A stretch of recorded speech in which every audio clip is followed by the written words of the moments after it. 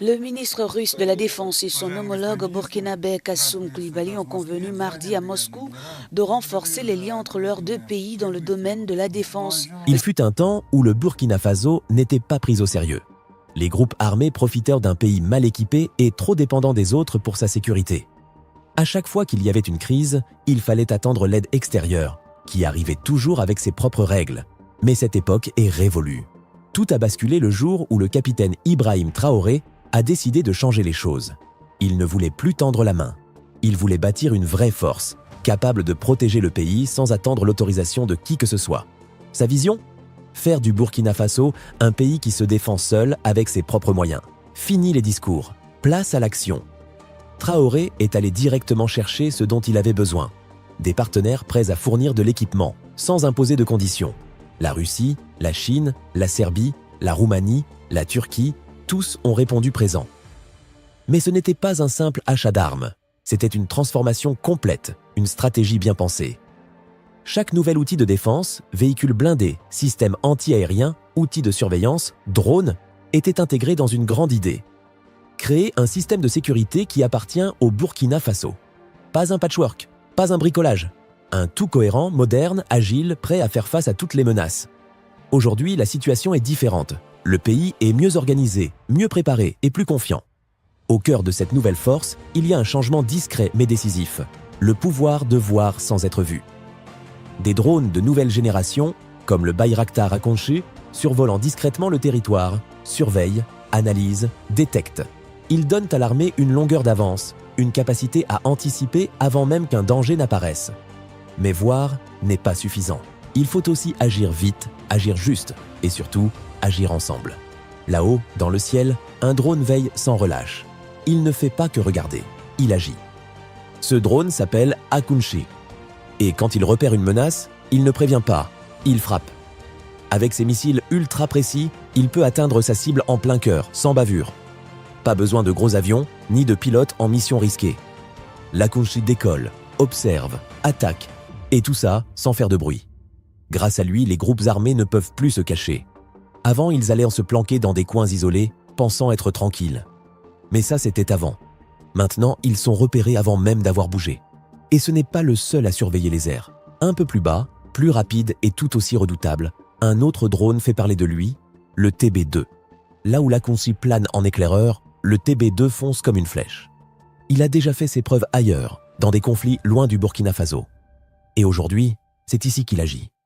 Il coupe les routes secrètes des insurgés, fait tomber leurs cachettes et vise directement ceux qu'on ne pouvait jamais atteindre avant. Ensemble, ces deux drones forment une paire imbattable. L'un voit tout, l'autre frappe juste. Ce qui distingue vraiment le TB2, c'est sa capacité à opérer dans la discrétion la plus totale. Ce drone se rapproche, silencieux, sans alerter personne. En quelques secondes, il identifie une cible, ajuste son tir et intervient avec une précision remarquable. Puis, il se retire sans laisser de traces. Ce type de technologie change la donne. Utilisé en coordination avec l'Akonchi, qui assure une surveillance à longue portée, le TB2 permet au Burkina Faso de disposer d'une maîtrise aérienne stratégique que peu de nations de la région peuvent égaler à ce jour. Mais même avec les meilleurs drones, tenir un territoire nécessite des moyens terrestres solides. Le contrôle du ciel est crucial, mais la stabilité à long terme repose aussi sur la capacité de défense au sol. C'est dans cette optique que le Burkina Faso a renforcé son arsenal avec une arme réputée pour sa fiabilité, la mitrailleuse lourde DSHK. Cette pièce d'artillerie, utilisée depuis des décennies sur différents continents, a fait ses preuves dans des contextes variés, de la Seconde Guerre mondiale jusqu'aux conflits récents. Elle est conçue pour répondre à des menaces multiples, véhicules blindés, installations fortifiées, voire cibles aériennes à basse altitude. Avec ses munitions de 12,7 mm, la DSHK fournit une puissance de feu considérable, capable de neutraliser des objectifs à longue distance. Au Burkina Faso, elle est déployée de manière stratégique, sur des véhicules mobiles, dans des postes fixes, ou intégrée à des unités de défense mobile. L'objectif est simple, assurer une réponse rapide et dissuasive, partout où le besoin se fait sentir. Sur le terrain, les forces du Burkina Faso savent qu'un conflit ne se gagne pas seulement depuis le ciel. Pour assurer la sécurité des routes, protéger les postes avancés et sécuriser les mouvements de troupes, elles ont besoin d'un appui solide, constant et adaptable. C'est là qu'entre en jeu la DSHK, une mitrailleuse lourde reconnue dans le monde entier pour sa robustesse et son efficacité. Dans les régions reculées, où les convois militaires sont souvent la cible d'embuscades, cette arme offre un niveau de protection essentiel. Montée sur des véhicules ou installée dans des postes fixes, elle permet de répondre rapidement à toute tentative d'attaque avec précision et puissance. Depuis longtemps, les groupes armés dans le Sahel ont utilisé une stratégie bien connue, des attaques rapides, menées avec des pick-up armés, suivies d'une retraite immédiate dans les zones difficiles d'accès. Leur force, c'était la mobilité. Mais avec la DSHK, cette tactique perd de son avantage. Grâce à sa portée étendue et à son vitesse de tir impressionnante, elle peut intervenir avant même que l'ennemi ne soit en position d'attaque. Une seule salve peut stopper un assaut en pleine course, protéger un village ou sécuriser un point stratégique sans attendre de renfort. Et ce n'est pas tout. Cette mitrailleuse peut aussi servir à contrer les menaces venues du ciel. Elle a déjà été utilisée ailleurs pour neutraliser des aéronefs volant à basse altitude, ce qui la rend utile dans des zones où les équipements anti-aériens avancés ne sont pas toujours disponibles. L'intégration de la DSHK dans les unités burkinabè reflète une vision nouvelle du combat. Elle ne repose pas sur la force brute, mais sur la capacité à anticiper, à protéger efficacement et à maintenir la stabilité sur des terrains complexes. Aujourd'hui, les groupes armés qui tentaient autrefois de prendre l'avantage par la surprise se retrouvent face à une défense plus réactive, plus mobile et mieux équipée. Chaque décision prise dans cette transformation tactique vise un seul objectif: assurer la sécurité du territoire, protéger les populations et garantir la souveraineté du pays. Avoir de la puissance de feu, c'est bien. Mais pour tenir un territoire, il faut aussi savoir se déplacer, se protéger et s'adapter au terrain. C'est dans cette logique que le Burkina Faso a renforcé ses capacités terrestres avec des équipements bien spécifiques. Parmi eux, le WMA 301, un véhicule blindé pensé pour les réalités du continent africain. Ce n'est pas un char d'assaut classique, c'est un véhicule rapide, maniable et capable de frapper fort tout en résistant aux menaces modernes, comme les mines ou les engins explosifs improvisés. Son canon de 105 mm lui donne une grande puissance offensive, capable de neutraliser des positions ennemies, de briser des lignes défensives ou de soutenir une progression au sol. Ces véhicules ne sont pas stockés dans des hangars, ils sont déployés de façon stratégique. Près des avant-postes, en appui des opérations ou sur des itinéraires sensibles. Mais toutes les batailles ne se jouent pas à découvert. Quand les affrontements se déplacent dans les villes, avec leurs ruelles étroites, leurs immeubles et leurs embuscades rapprochées, il faut une autre approche. C'est là que le VP-11 prend toute son importance. Ce véhicule blindé est compact, agile et résistant. Conçu spécialement pour les environnements urbains, il permet aux troupes d'intervenir dans des zones densément peuplées, tout en restant protégé des tirs et des explosions. Il peut franchir des obstacles, approcher silencieusement et déployer des unités en plein cœur d'une zone à risque, sans exposer les soldats à découvert.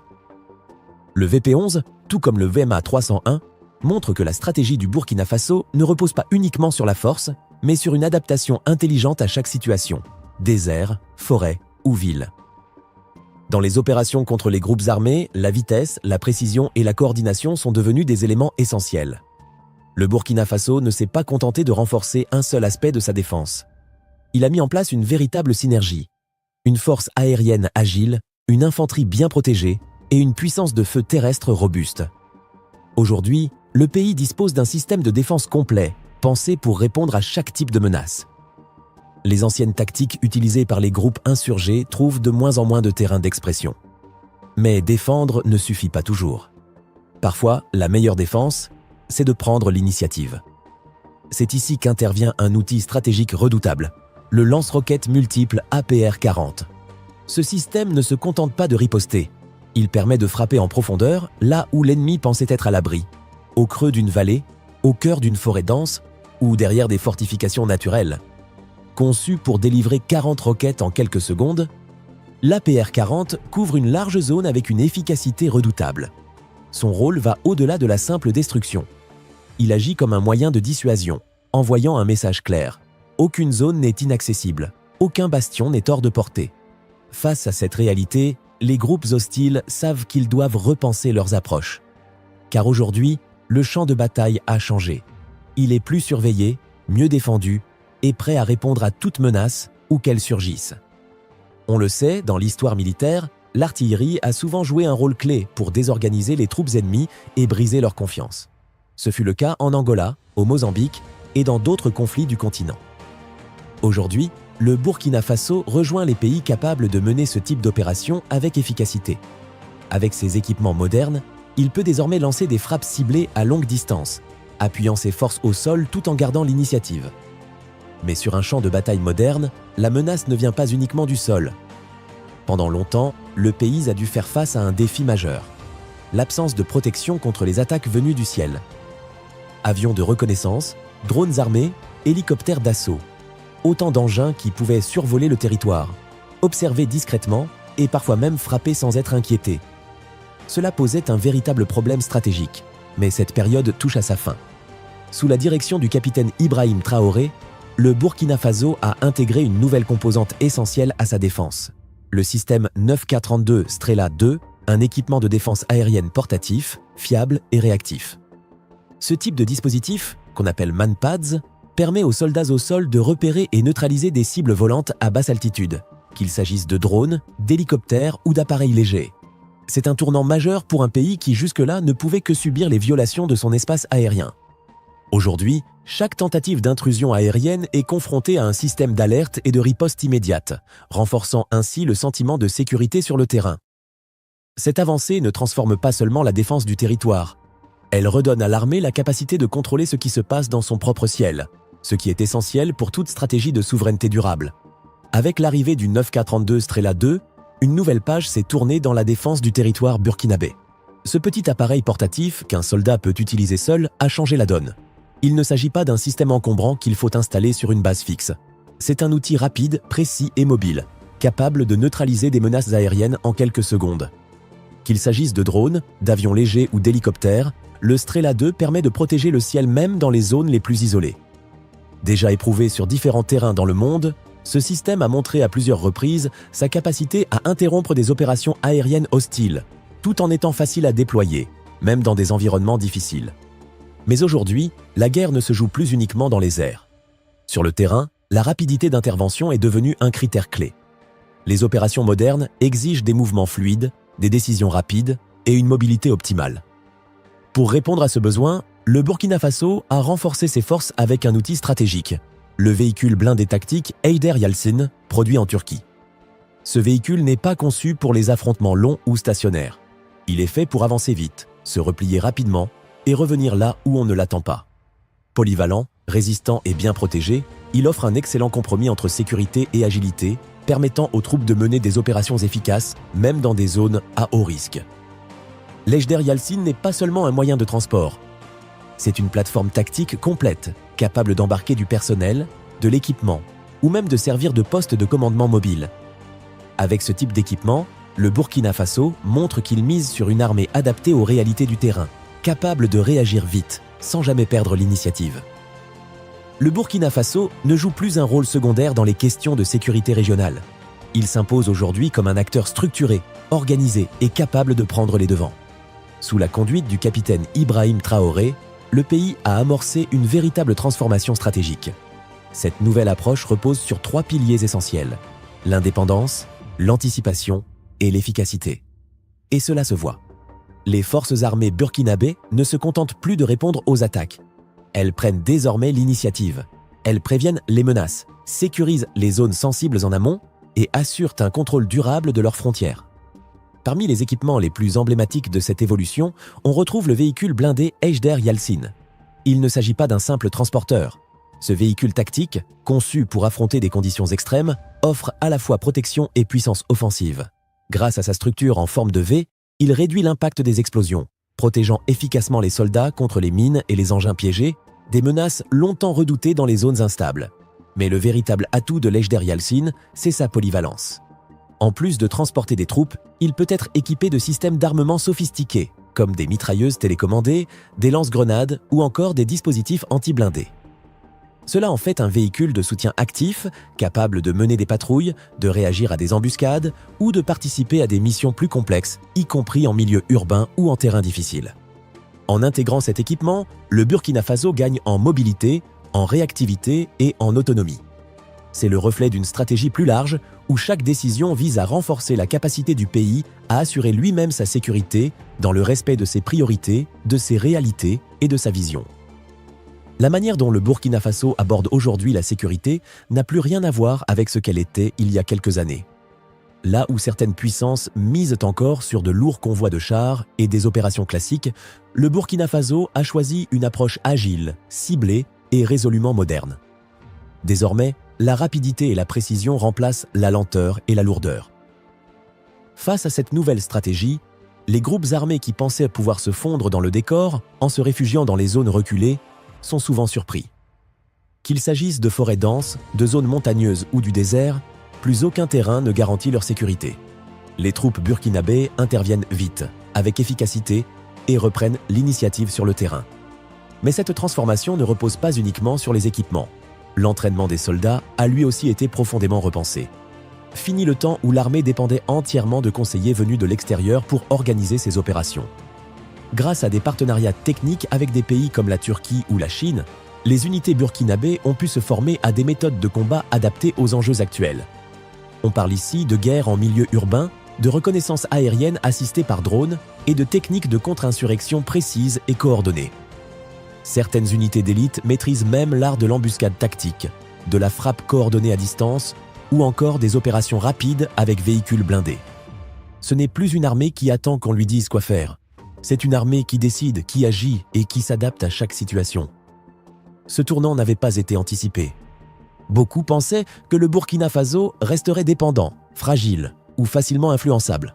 Il comptait sur l'usure, sur les contraintes économiques ou diplomatiques pour freiner sa montée en puissance. Mais les faits ont parlé d'eux-mêmes. Le pays s'organise désormais selon ses propres priorités et construit sa sécurité avec ses propres moyens, en pleine autonomie. Sous la direction du capitaine Ibrahim Traoré, le Burkina Faso a décidé de changer les règles du jeu.